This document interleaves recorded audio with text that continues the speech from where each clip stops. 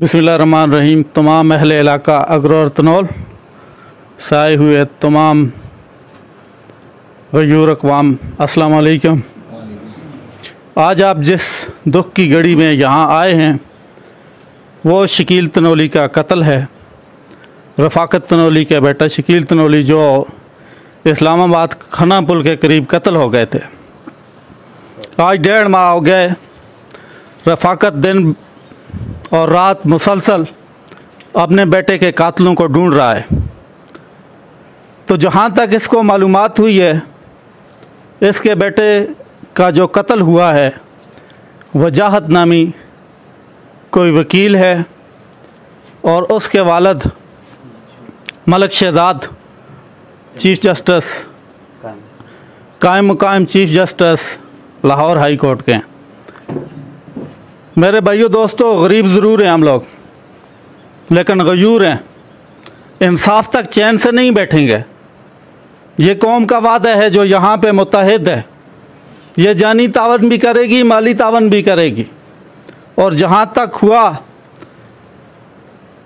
उस बाअसर कातिल को मंजर आम पर ला के छोड़ेगी। जितने भी मेरे भाई दोस्त ये बैठे हुए हैं, ये अब वादा कर लें, हाथ उठा के वादा करें, वादा लें कि रफ़ाकत के साथ खड़े रहेंगे।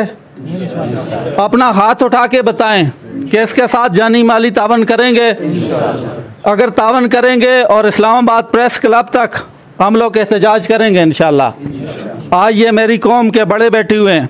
मैं मीडिया के तवासुत से उस बासर शख्स को ये बात बावर करवाना चाहता हूँ कि हम लोग शराफत से ये बातें कर रहे हैं कि किसी न किसी तरह आप तक पहुंच जाए हमारी बातें कि यार किसी का बच्चा था, किसी माँ का बेटा था जो पाल पोस के बड़ा किया, 22 साल तक मेहनत की और उसको इस तरह कुचल दिया जाए।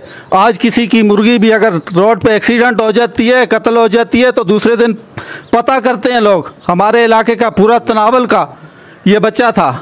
तो आज इंशाल्लाह ये तनावल की कौम यहाँ बैठी हुई है, इसके साथ खड़ी है, रफ़ाकत के साथ। ये अकेला नहीं है। कल तक ये अकेला था, लेकिन आज ये अकेला नहीं है।